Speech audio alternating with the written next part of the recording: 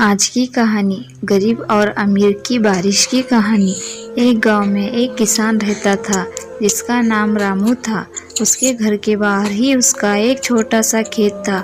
उसका पूरा परिवार उसके साथ खेत में काम करने में मदद किया करता था। रामू के बच्चे सब्जियों को पानी भी दे दिया करते थे। इस बार रामू के खेत की फसल बहुत अच्छी थी। वह अपनी पत्नी से कहता है कि इस बार हमारी फसल बहुत अच्छी है और अगर सब कुछ सही रहा तो हम इस बार फसल बेचकर अपना पक्का घर बना लेंगे। इतना कहने के बाद वह अपनी पत्नी सरला से कहता है कि मैं बाजार जा रहा हूँ कुछ सब्जियों और धन को बेचने के लिए। तुम खेत में कीटनाशक दवाइयाँ छिड़क देना। इतना कहने के बाद वह बाजार चला जाता है और इधर उसकी पत्नी और बच्चे खेत का सारा काम खत्म कर देते हैं। जब रामू बाजार से वापस आता है तो वह बहुत खुश होता है और अपनी पत्नी से कहता है कि हमारी सब्जियां उच्च गुणवत्ता वाली है। हमें इस बार बाजार में बहुत अच्छे दाम मिलेंगे। बाजार में जल्दी से सब्जियां तोड़कर बेचनी होगी। यह सुनकर उसकी पत्नी ने कहा, ठीक है, हम कल ही सारी सब्जियां तोड़कर बाजार में बेचने के लिए तैयार कर देंगे। इतना कहने के बाद वह अपने परिवार के साथ खुशी खुशी सो जाते हैं। लेकिन रात में अचानक बारिश होने लगती है। बारिश होने की वजह से रामू बहुत दुखी होता है और वह अपनी पत्नी को उठाता है और कहता है, सरला, यह देखो कितनी तेज बारिश हो रही है।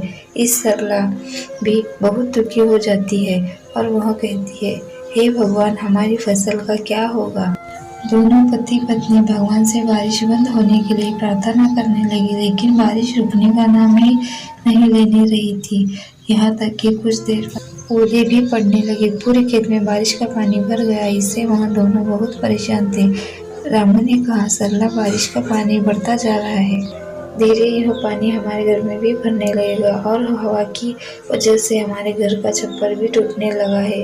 दोनों बहुत परेशान थे। किसी को कुछ समझ नहीं आ रहा था कि ऐसी परेशानी में उन्हें क्या करना चाहिए। सरला ने अपने दोनों बच्चों को उठाया और अपने पति के साथ किसी सुरक्षित स्थान पर जाने को फैसला किया। जब वह अपने घर से निकले तो देखा पहले से ही बारिश के पानी की वजह से कई घर टूट चुके थे। पूरे गांव में पानी भर चुका था और गांव के अन्य लोग भी अपना सामान सर पर रखकर गांव से निकल रहे थे। पूरा गांव दुखी था। सभी एक दूसरे की मदद कर रहे हैं। सभी गांव वाले के बाहर के पुल के ऊपर आकर रुक गए। कुछ समय बाद बारिश रुक गई और अगले दिन सुबह सरकारी लोग गांव में फंसे लोगों के लिए खाना लेकर आए। गांव वाले को खाने को देखकर कर्मचारियों की ओर दौड़े। रामू को भी खाने को कुछ पैकेट मिल गए थे। रामू ने वह खाने के पैकेट अपने बच्चों को खिला दे और दोनों पति पत्नी भूखे रहे। अब गांव वालों को कुछ राहत सी महसूस होने लगी। अब उन्हें पूरी उम्मीद थी कि वह अब अपने गांव में लौट जाएंगे। लेकिन तभी थोड़ी देर बाद फिर से बारिश होना शुरू हो गई। इस बार बारिश बहुत देर से लगातार पड़ रही थी। पानी बढ़ता जा रहा था, जिसकी वजह से गांव में राहतकर्ता भी खाना लेकर नहीं आए थे। इस रामू ने कहा कि इस बार हमारे गांव में सरकारी गाड़ियां खाना लेकर नहीं आएगी। मैं खाना लेने के लिए गांव से बाहर जाता है। कुछ देर बाद रामू खाना लेकर सरला और बच्चों के पास पहुंचा, लेकिन रामू के शरीर पर बहुत चोट के निशान बने हुए थे, जिन्हें देखकर सरला घबराते हुए बोली, यह सब कैसे हुआ। इस पर रामू ने कहा कि पास वाले गांव में सरकार मुफ्त में खाना बांट रही थी, जिसकी वजह से वहां पर बहुत भीड़ थी। मुझे खाना लेते हुए भीड़ में यहाँ चोट लग गई। इतना सुनकर सरला रोने लगी और कहने लगी, जो हाथ अनाज उगाते थे आज वह खुद अनाज के लिए परेशान है। यह कैसी स्थिति आ चुकी है। रामू ने सरला को समझाया और कहा कि तुम घबराओ मत, सब कुछ जल्दी ही ठीक हो जाएगा।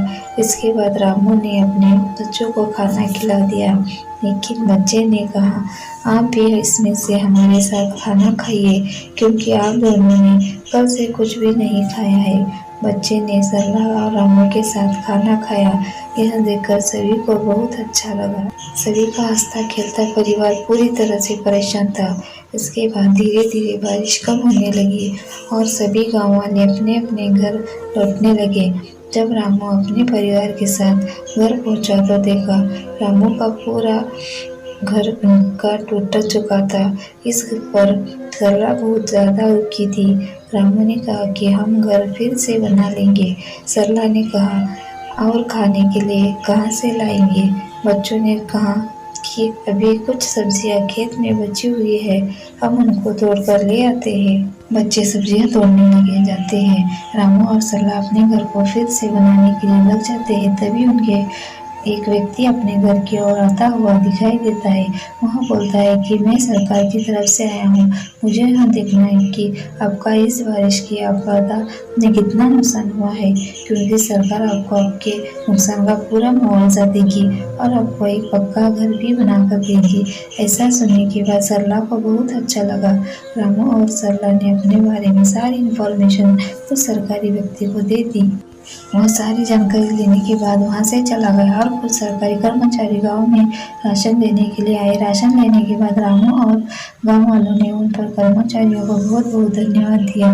कर्मचारियों ने कहा, आप एक किसान हैं जो कि पूरे देश के लिए अनाज उगाते हैं, आपकी मदद करना हमारा कर्तव्य है। इतना कहने के बाद वह गाँव से चले गए। इसके कुछ दिन बाद रामू के गाँव में सरकार की बहुत सारी गाड़ियाँ आई और जिन लोगों के भी बारिश की वजह से घर टूटे थे उन सभी लोगों को मजबूत और पक्के घर बनाकर दिए गए। आज सरला की आंखों में खुशी के आंसू थे। इस पर सरला ने कहा कि हे भगवान, मैं अनजाने में आपको बहुत कुछ बुरा भला कहा, मुझे इसके लिए माफ कर देना।